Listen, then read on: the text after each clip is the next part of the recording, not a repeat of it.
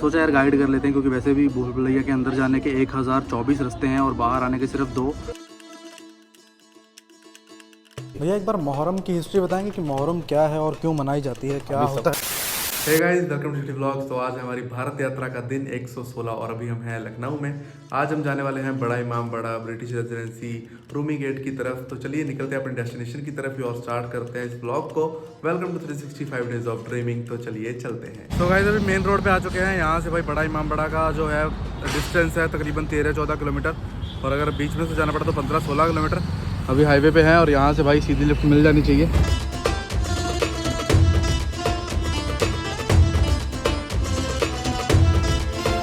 तो भाई अभी हम पहुंच चुके हैं बड़ा इमाम बाड़ा। हमें भैया ने यहाँ पे छोड़ दिया है। ठीक है आमिर भाई, थैंक यू सो मच। चलो भाई अभी चलते हैं बड़ा इमाम बाड़ा के अंदर, आपको दिखाते हैं कि यहाँ की हिस्ट्री क्या है और बताते हैं भाई अंदर क्या क्या है देखने वाला।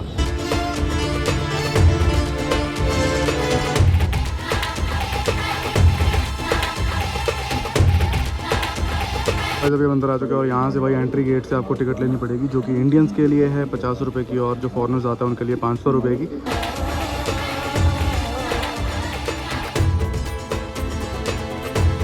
अंदर आते ही सबसे पहले आपको दिखाई देगी ये बोली, जो कि उस समय पानी को बचाने के लिए और पानी को प्रिजर्व करने के लिए बनाई गई थी।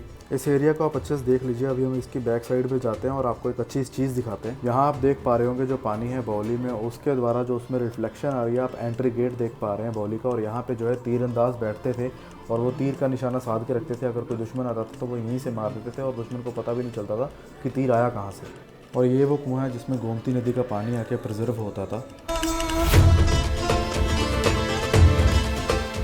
अभी हम जाके हैं यहाँ की बौली में, बहुत ही इंटरेस्टिंग थी और बहुत ही अच्छे से आर्किटेक्चर किया गया है कि एक मतलब पूरा दिमाग लगा के किया गया है। वो मैं आपको सारा कुछ समझा दूंगा वॉइस ओवर करके। चलो अभी अंदर चलते हैं इमाम बाड़ा के।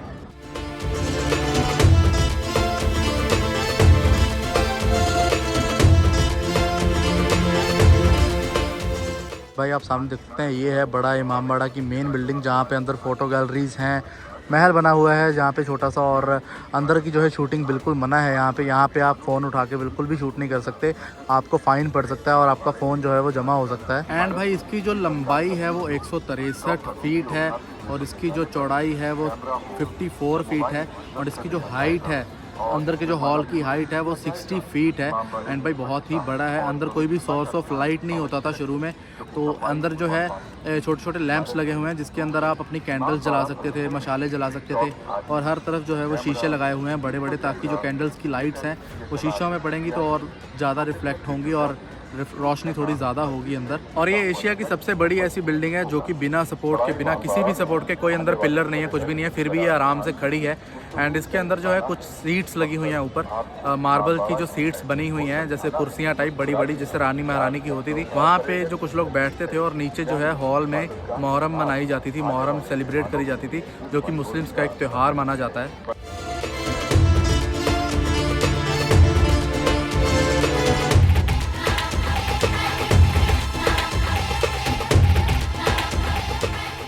तो भाई यहाँ पे जो है वीडियोग्राफी बिल्कुल मना है इसके अंदर, हम फिर भी बनाए जा रहे हैं। यहाँ पे भाई गाइड ने हमसे जो है 150 डिमांड कर रहे थे, पर जहाँ पे आप जमा करवाएंगे तब वहाँ आपको 150 देने पड़ेंगे सिंगल पर्सन के। ग्रुप के हिसाब से जैसे जैसे आप मेंबर बढ़ते रहेंगे आपके प्राइसेज जो है वो कम होते रहेंगे। तो अभी हम अंदर जाने वाले हैं भूल भुलैया के। आप बाहर ही बैठे हैं भूल भुलैया के, एंड यहाँ पे वीडियो शूट वगैरह जो है वो मना है। और हमने गाइड को डायरेक्ट पैसे दे दिए हैं, तो हमने सिर्फ 100 रुपये दिए हैं। सोचा यार गाइड कर लेते हैं, क्योंकि वैसे भी भूल भुलैया के अंदर जाने के 1024 रास्ते हैं और बाहर आने के सिर्फ 2। गुम हो गई तो भाई आज यहीं पे रह जाते, तो इससे अच्छा है कि गाइड ले ही लेते हैं भाई, और उसके साथ में घूमेंगे और आपको भी घुमाते हैं। गाइड के साथ अभी एक और चीज़ अच्छी रहती है कि आप गाइड के साथ सारी हिस्ट्री जान सकते हैं, क्या क्या हुआ था, किसने बनवाया, कैसे बनवाया, क्या माइंड था। चलो जी गाइड ने बुला लिया, अब चलते हैं।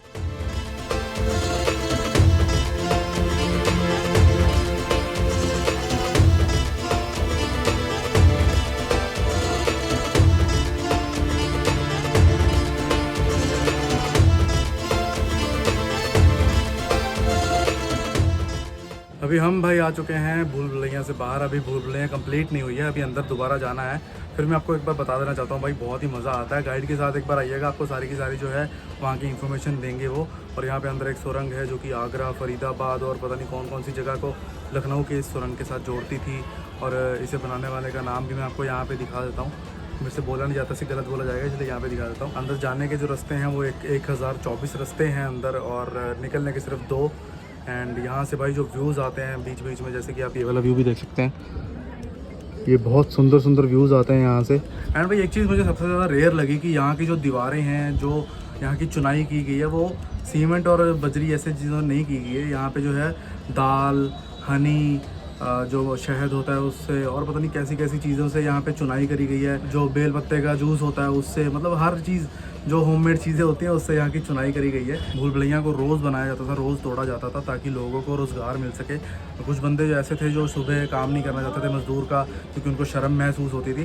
तो जो जिन्होंने बनवाया था उन्होंने उनको बोला कि अगर आपको सुबह नहीं बनाना है तो आप रात को तोड़ने का काम कर लीजिए। 11 साल तक ऐसे ही चलता रहा। रोज़ सुबह बनाते थे, रोज़ शाम को तोड़ते थे। तो ऐसे ही लोगों की रोज़ी रोटी थोड़ी वो चलती रहती है। हज़ारों लोगों की रोज़ी रोटी तब भी चलती थी, हज़ारों लोगों की रोज़ी रोटी जो है वो आज भी चलती है इसी से। एंड काफ़ी बढ़िया चीज़ है। इमामबाड़ा बहुत बड़ा भी है। अंदर जो है वीडियो शूट वगैरह करना मना है। अभी हम बाहर हैं, शायद यहाँ पे भी मना हो, पर कोई बात नहीं, हमें अभी तक तो किसी ने मना नहीं किया है। वहाँ पर बार बार अनाउंसमेंट होती है कि अगर आप ऐसे पकड़े जाते हैं वीडियो बनाते हुए तो आपको फ़ोन जब्त हो सकता है। अभी हम यहाँ पे बाहर बैठे हैं भाई। बाहर का माहौल भी बहुत ही अच्छा है। यहाँ पे बहुत सारे पार्क्स बने हुए हैं। आप यहाँ पे बैठ के भाई अपना जो है थोड़ा बहुत खाना वाना खा सकते हैं एंड अपनी फ़ोटोशूट्स वगैरह कर सकते हैं यहाँ पे। अभी एक पीछे ये बिल्डिंग है, अभी इसका पता करते हैं कि ये कहाँ क्या चीज़ है और क्या यहाँ पे क्या क्या होता है। इसके बाद हम चलेंगे सीधा या तो छोटा इमामबाड़ा या फिर चलेंगे हम सीधा ब्रिटिश रेजिडेंसी की तरफ।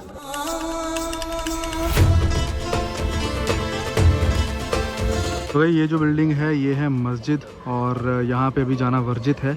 एंड सामने जो आपको हमने दिखा दिया है, नीचे है हॉल, ऊपर है भूल भुलैया, और इस तरफ है बाउली जो हमने आपको सबसे पहले दिखाई थी। और सामने जो आप देख सकते हैं भाई, इमारत के बीच में जो ये छोटे छोटे आपको यहाँ पे विंडोज़ दिख रहे होंगे इस लाइन में, भाई ये ऐसे ही नहीं बने हुए। हर डिज़ाइन के पीछे कुछ ना कुछ मकसद है। जब आप अंदर से देखेंगे तो आपको इस विंडोज़ के बीच में यहाँ का व्यू आएगा, कौन एंटर कर रहा है मॉल से और कौन नहीं। और भाई ये बिल्कुल सीसीटीवी कैमरे की तरह काम करते हैं। वहाँ पे जो है लोग बैठ के निगरानी रखते थे कि बाहर से अंदर की तरफ कौन आ रहा है। अगर दुश्मन आ रहा था तो वहीं से तीर जला दिए जाते थे और उन्हें पता भी नहीं चलता था कि तीर आया कहाँ से। ये है रूमी दरवाज़ा, जो कि 1784 में उन्हीं के द्वारा बनवाया गया, जिनके द्वारा पूरा बड़ा इमामबाड़ा बनवाया गया। और ये बिल्कुल टीले वाली मस्जिद के बिल्कुल बराबर में है। आप जहाँ सामने मस्जिद देख सकते हैं जो कि बड़े इमामबाड़े के अंदर है, और उसी के बिल्कुल बगल में आप देख सकते हैं रूमी दरवाज़ा। इसे ओल्ड लखनऊ की एंट्रेंस गेट भी बोला जाता था। पुराने टाइम में जब ब्रिटिशर्स का राज था तो वो इसे एंट्री गेट के तौर पे भी यूज़ करते थे, पर जो आज की सरकार है उन्होंने इसको अंडर कंस्ट्रक्शन कर दिया है, मेंटेनेंस में चल रहा है अभी। और आप यहाँ से देखते हैं जो एंट्री है पुराने लखनऊ की वो अलग से कर दी गई है, अलग से वाहन वहाँ से जाने लगे हैं। और आप बिल्कुल उसके सामने देख सकते हैं, वहाँ पे एक बड़ी सी आपको गेट दिख रहा होगा, वो है छोटा इमामबाड़ा। अभी हम वहाँ जा रहे हैं, उसके बाद हम चलेंगे ब्रिटिश रेजिडेंसी की तरफ।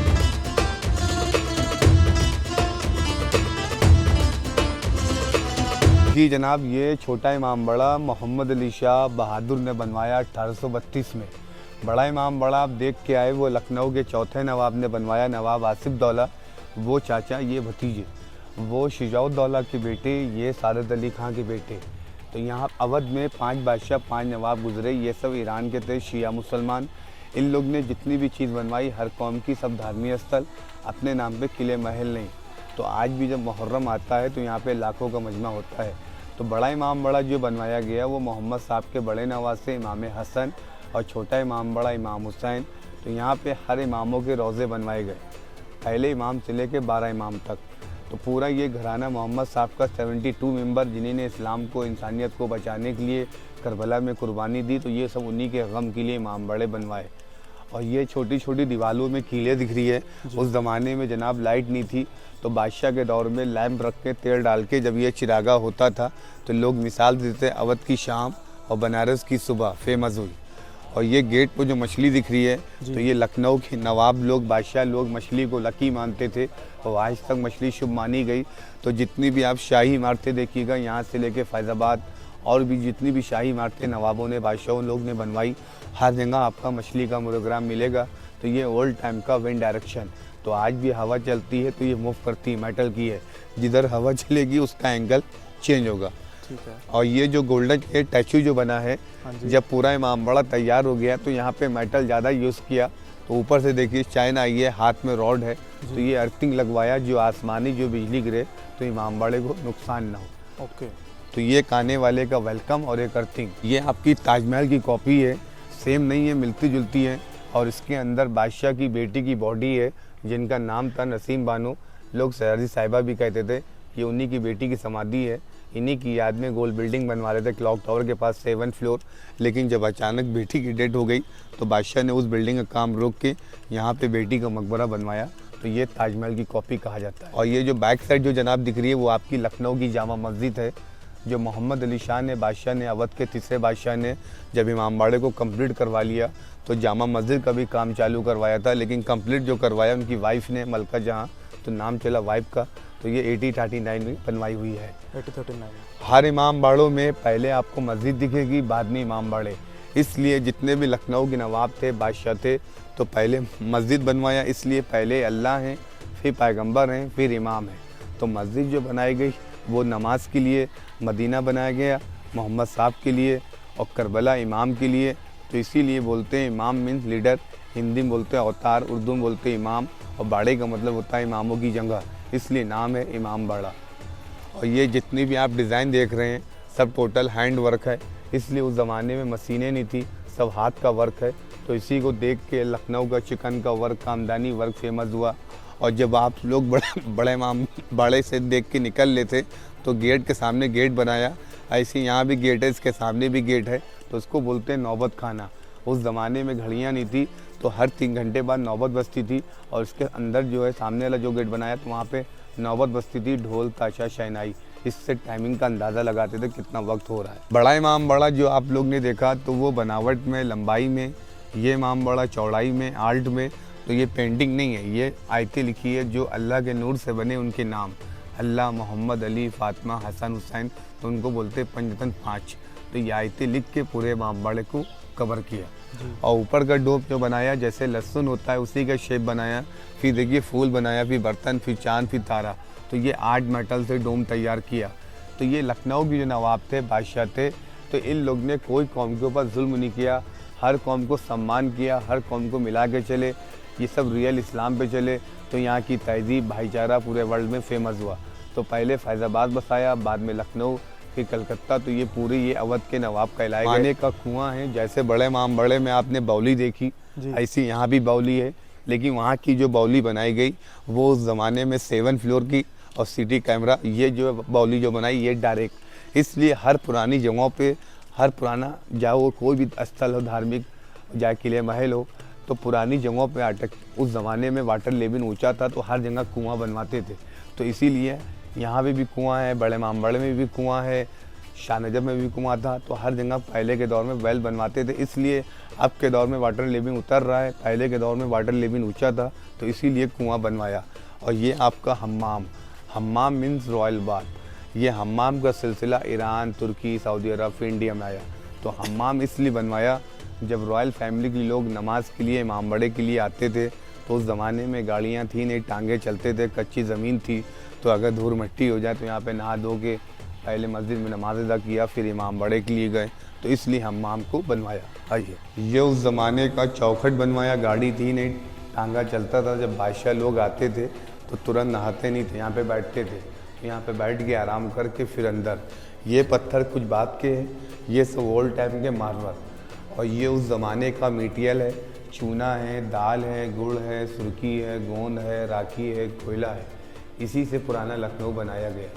लेकिन इसकी खासियत ये है, जितना आपको बाहर गर्म महसूस होगा उतना यहाँ ठंडा, और जितना बाहर ठंडा महसूस होगा उतना गर्म, और जितना अंदर जाएंगे उतना एको साउंड, और कहीं भी गिरेगी इकट्ठा नहीं गिरेगी, थोड़ी थोड़ी। इसलिए ये डाट पे बनाई गई, इंटरलॉक करके, जब ये आर्च पे बनेगी।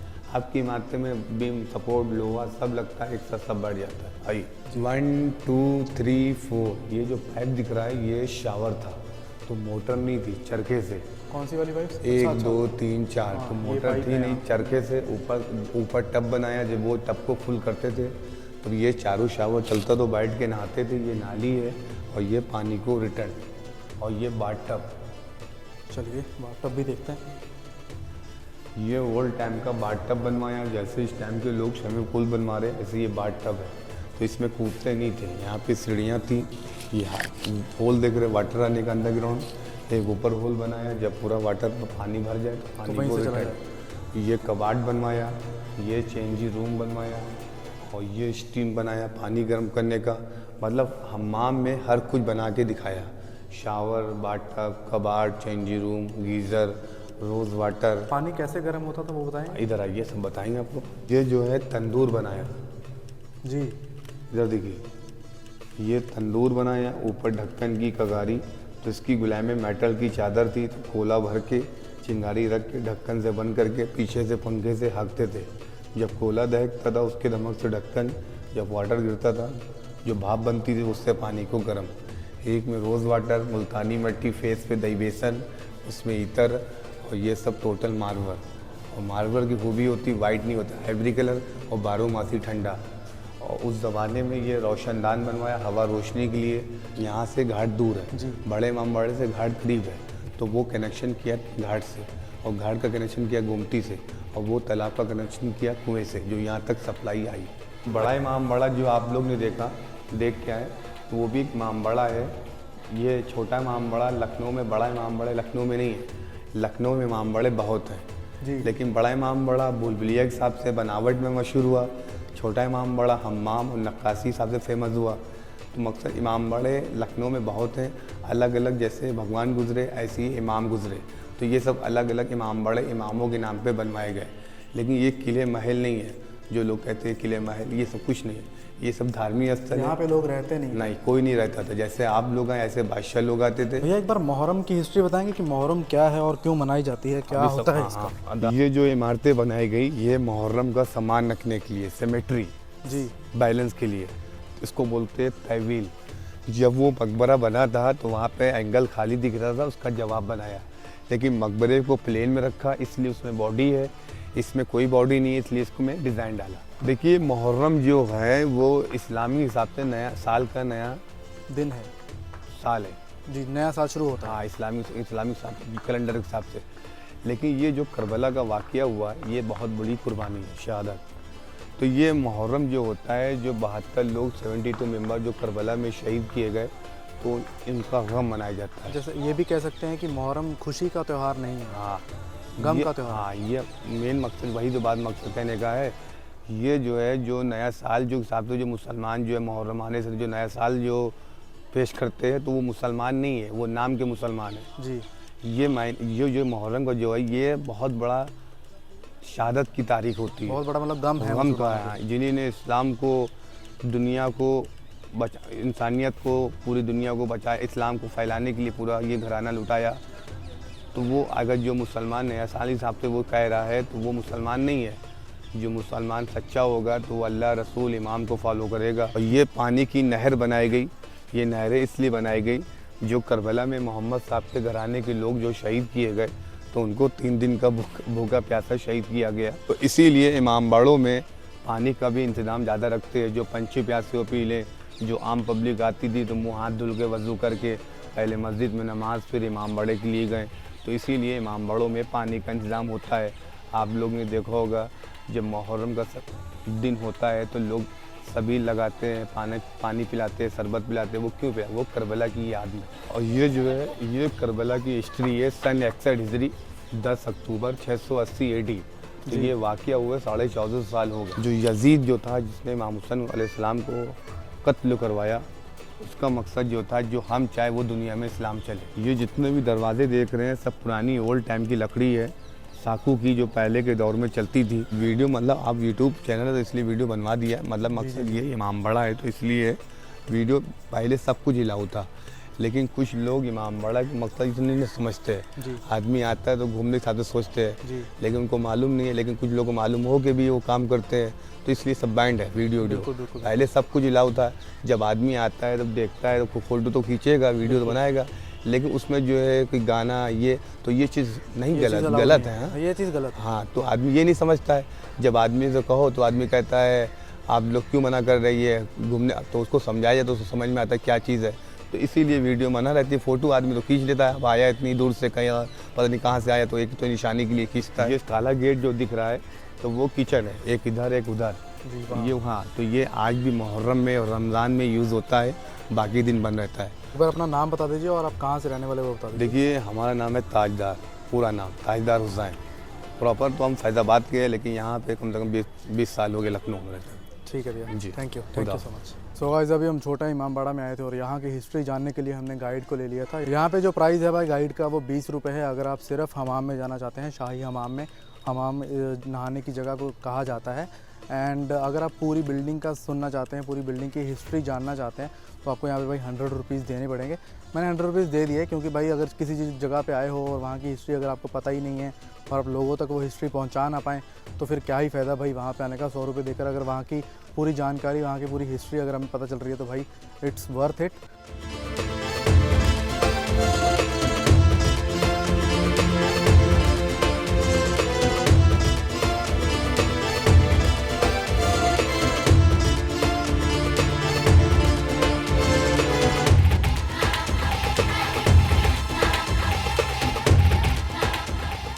तो गाइस जिस तालाब की भैया बात कर रहे थे छोटे इमामबाड़े में, बार बार बता रहे थे, वो ये तालाब है, बिल्कुल घंटा घर के बिल्कुल सामने। अभी हमने जो है भाई यहाँ की लोकल चाय जो है, ईरानी चाय, वो टेस्ट करी है, बहुत ही अच्छी थी। वो आपको हमारी शॉर्ट्स में देखने को मिल जाएगी। एंड अभी हम जा रहे हैं ब्रिटिश रेजिडेंसी की तरफ और देखते हैं भाई यहाँ पहुँच पाते हैं कि नहीं, क्योंकि अभी शाम के 5 बज चुके हैं और 6 बजे वो बंद हो जाती है।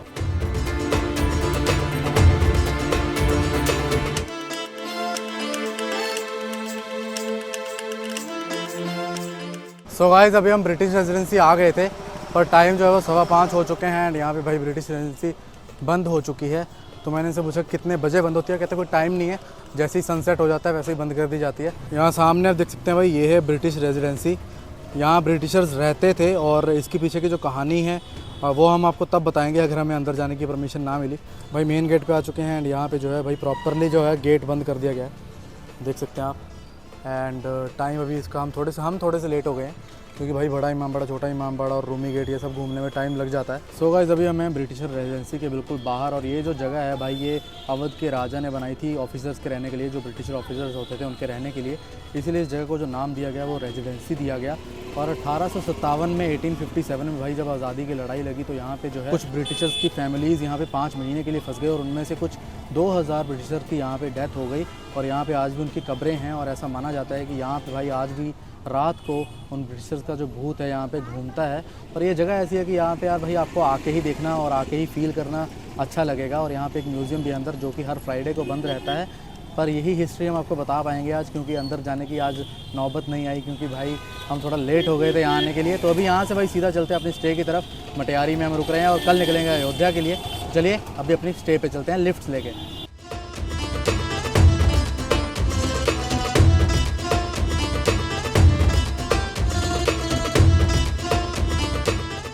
सो गाइस लिफ्ट ले लेके हम वापस आ चुके हैं अपने घर पे। एंड आज एक और ऑटो वाले भैया ने हमें लिफ्ट दी। एंड भाई यहाँ के ऑटो वाले मुझे बहुत ज़्यादा अच्छे लगे, जो कि किराया नहीं लेते और सीधा लिफ्ट दे देते हैं। तो चलिए आज का व्लॉग यहीं तक था। आई नो कि व्लॉग ज़्यादा बड़ा हो चुका है पर आज बहुत ज़्यादा इन्फॉर्मेटिव भी था। आज का व्लॉग यहीं तक था। आई होप कि आपको अच्छा लगा हो। अगर आपको ये व्लॉग अच्छा लगा तो जल्दी जाकर वीडियो को लाइक कर दीजिए, सब्सक्राइब कर दीजिए हमारे चैनल को और शेयर कर दीजिए अपने दोस्तों के साथ। मिलते हैं अगले व्लॉग में। Till then bye bye.